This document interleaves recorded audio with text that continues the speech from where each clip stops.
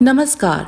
हिंदू महाकाव्यों जैसे रामायण और महाभारत में कई बड़े युद्धों का वर्णन आता है। आज हम इस वीडियो में जानेंगे उन सभी युद्धों में सबसे विध्वंसकारी और भयंकर युद्ध कौन से थे। उससे पहले अगर आप इस चैनल पर नए हैं तो हमारे चैनल को सब्सक्राइब कर लें और बेल आइकन जरूर दबाएं ताकि ऐसे रोचक वीडियोस की जानकारी आपको मिलती रहे। नंबर 5, परशुराम जी और भीष्म युद्ध। इन दोनों में हुए महासंग्राम का कारण था भीष्म द्वारा आजीवन ब्रह्मचर्य का पालन करने की प्रतिज्ञा, और वहीं परशुराम जी एक परित्यक्त महिला के सम्मान के लिए लड़ रहे थे। पराजय को स्वीकार करना इन दोनों के लिए असंभव सा हो गया था।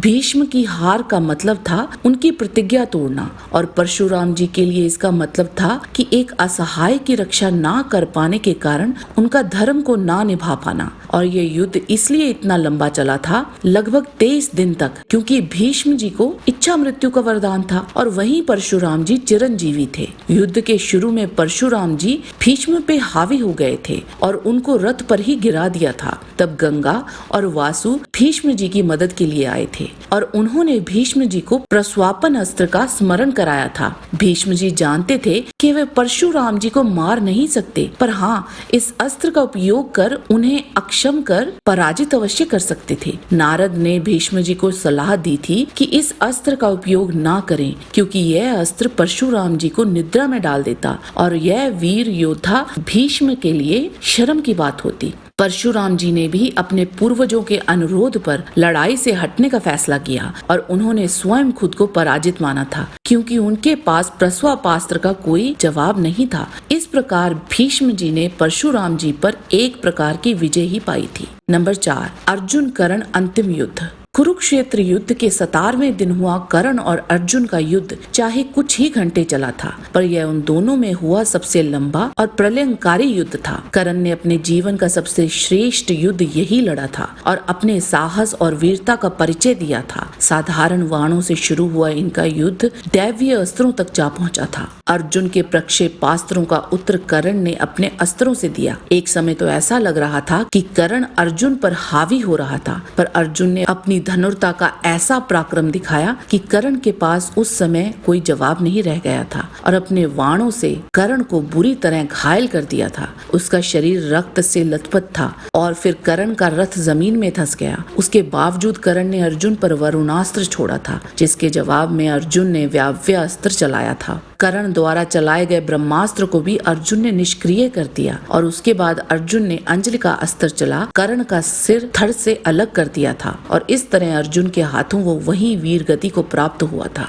नंबर 3, अभिमन्यु द्वारा 13वें दिन लड़ा गया युद्ध। जब गुरु द्रोण ने चक्रव्यूह की रचना की थी तब युधिष्ठिर दुविधा में पड़ गए थे, क्योंकि अर्जुन संक्षिप्तकों से युद्ध करते उनसे दूर चले गए थे। तब अभिमन्यु ने युधिष्ठिर को चुनौती स्वीकार करने को कहा था और बोले थे, मुझे पिताजी ने चक्रव्यूह के अंदर जाने का ज्ञान तो दिया था, बाहर आने का नहीं। अभिमन्यु ने पहले द्वार को भेद कर अंदर प्रवेश कर लिया, पर बाकी पांडव पक्ष के योद्धाओं को जयद्रथ ने वहीं पर उलझा दिया। अभिमन्यु चक्रव्यूह के हर द्वार को ध्वस्त करते हुए आगे बढ़ता चला गया और वो अकेला ही उन सभी कौरव महारथियों से भिड़ गया। अभिमन्यु ने कर्ण, गुरु द्रोण, अश्वत्थामा, शल्य, दुर्योधन, दुशासन, कृतवर्मा और शकुनी, इन सब को चक्रव्यूह के अंदर अकेले ही परास्त किया था। अभिमन्यु ने वहां दुर्योधन पुत्र और कर्ण के भाई सहित हजारों सैनिकों का वध कर दिया था। तब वहां सभी महारथियों ने मिलकर अभिमन्यु के सारथी को मार दिया और उसके धनुष को नष्ट कर दिया और उसे रथहीन कर दिया, पर फिर भी वह उनसे बहादुरी से लड़ता रहा। जब उन कौरव महारथियों का बस ना चला तब उन्होंने उसको एक साथ घेर लिया और बड़ी क्रूरता पूर्वक बेरहमी से उसको घेर करके मार डाला। अभिमन्यु 13वें दिन अपने विस्मयकारी प्रदर्शन से अमर हो गया और ऐसी बहादुरी आज तक शायद ही किसी योद्धा ने दिखाई हो। नंबर 2,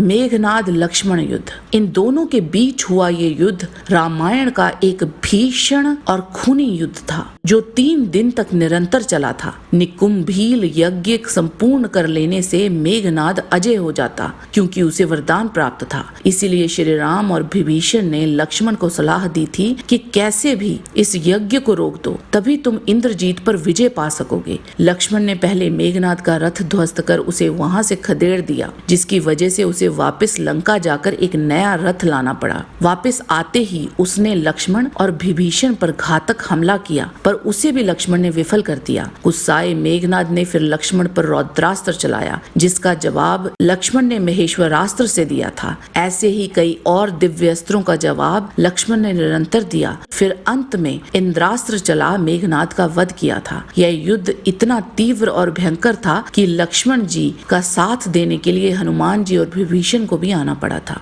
नंबर 1, श्री राम और रावण का अंतिम युद्ध। हिंदू महाकाव्यों के अनुसार भगवान राम और रावण के बीच हुआ अंतिम युद्ध इतिहास में हुआ सबसे भयंकर युद्ध था। रावण ने इतना भीषण युद्ध लड़ा था कि श्री राम उससे जीत पाने में असमर्थ हो रहे थे। 7 दिनों की निरंतर अवधि तक चला ये युद्ध, जिसमें दोनों योद्धाओं के पास राहत का क्षण नहीं था। श्री राम द्वारा चलाए गए ब्रह्मास्त्र और रौद्रास्त्र भी रावण पर बेअसर हो गए थे। उन्होंने रावण का सिर 100 बार काटा था, तब भी रावण जीवित रहा था। और रावण ने भी क्रोध में आकर कई शक्तिशाली अस्त्र श्री राम पर चलाए, जिनसे राम जी को कुछ पीड़ा जरूर हुई, पर वह उन पर हावी नहीं हो पाया। कितने दिन बस ऐसे ही युद्ध चलता रहा, जिसका कोई परिणाम नहीं निकल पा रहा था। अंत में श्री राम ने ब्रह्मा जी द्वारा दिए गए एक दिव्यास्त्र से रावण की छाती पर प्रहार किया और वहीं रावण की मृत्यु हो गई। इन युद्धों का चयन मूलतः रामायण और महाभारत से किया गया है। हम जानते हैं कि इन 2 महाकाव्यों में और भी कई महत्वपूर्ण युद्धों का वर्णन है। अगर आप चाहते हैं कि उनकी सूची बनाई जाए तो आप हमें कमेंट कर उन युद्धों का सुझाव दें। आज के वीडियो में बस इतना ही। जाने से पहले लाइक बटन जरूर दबा दीजिए और अगर वीडियो अच्छा लगा है तो शेयर कीजिए। आपसे फिर मिलते हैं एक नए रोचक वीडियो के साथ। तब तक के लिए आप सबको हमारी शुभकामना। नमस्कार।